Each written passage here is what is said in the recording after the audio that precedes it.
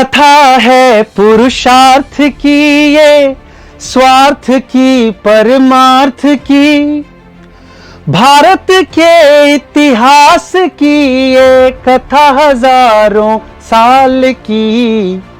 Well, enough of my Indian Idol aspirations. Let's get to work.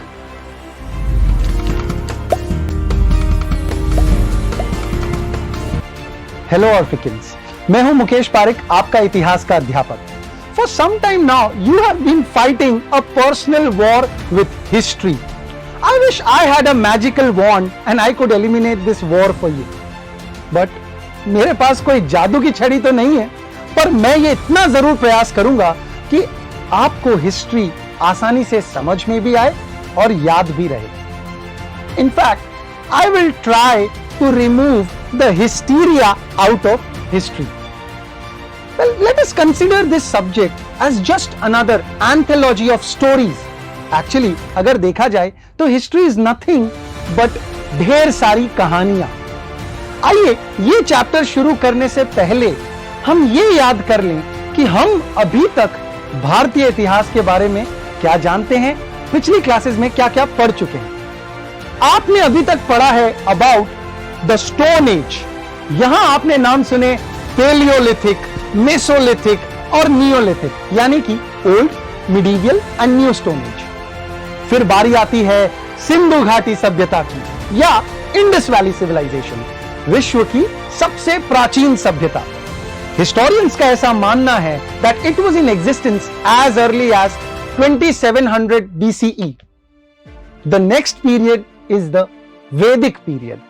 इस period के दौरान वेदों की रचना हुई, people socialized, small kingdoms were being established. और आपको याद होगा इसी दौरान आपने आर्यंस या आर्य के बारे में पढ़ा है। उन्हें जनास के नाम से भी जाना जाता था। ऑब्वियसली वैदिक पीरियड के बाद आता है पोस्ट वैदिक पीरियड। यहां बड़े साम्राज्यों का निर्माण होता है जिन्हें जनपद का नाम दिया जाता है। The development of iron in parts of UP and Bihar made the जनपद्स more powerful and they transformed into Mahajanpads. There were about 16 Mahajanpads during 600 BC. It was during this period that Magadh rose to prominence. This period also saw the emergence of Jainism and Buddhism, the two new religions in India. By now, a lot of eras had passed. काफी समय निकल चुका था, लेकिन फिर भी हमने एक collective identity achieve नहीं की थी.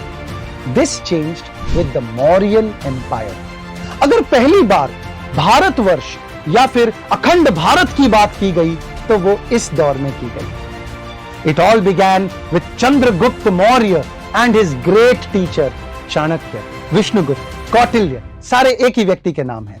The Mauryan Empire grew stronger under Bindusar and reached its zenith under सम्राट अशोक। आपको ये स्मरण रहना चाहिए कि चंद्रगुप्त मौर्य एंड गुप्ता डायनेस्टी के चंद्रगुप्ता अलग अलग लोग हैं। The period of 300 BC to 200 BC is considered as the post Mauryan era. Brihadratha, the last ruler of the Mauryan Empire, was defeated by Pushyamitra Shunga, and thus the mighty Mauryan Empire came to an end. Post Mauryan Empire era saw political fragmentation, छोटी छोटी kingdoms emerge हुई and new towns gained prominence. अब बारी आती है golden age की या फिर गुप्तास की। Shri Gupta laid the foundation of this empire in and around 280 CE. The most prominent kings from this empire were Chandragupta I, Samudragupta and Chandragupta II. In fact, ये Chandragupta II जो थे, इन्होंने एक टाइटल या उपाधि ली विक्रमादित्य की। और आप लोगों को पता होगा कि Indian calendar Vikram Samvat is said to be named after this same person. Gupta dynasty का अंत होता है विष्णुगुप्त के राज से और यहां हमारी हजारों सालों की यात्रा समाप्त होती है। अगले कैप्सूल में हम बात करेंगे स्पेसिफिकली आपके पहले चैप्टर के बारे में। टिल देन पढ़ते रहिए, आगे बढ़ते रहिए। सी यू इन नेक्स्ट कैप्सूल।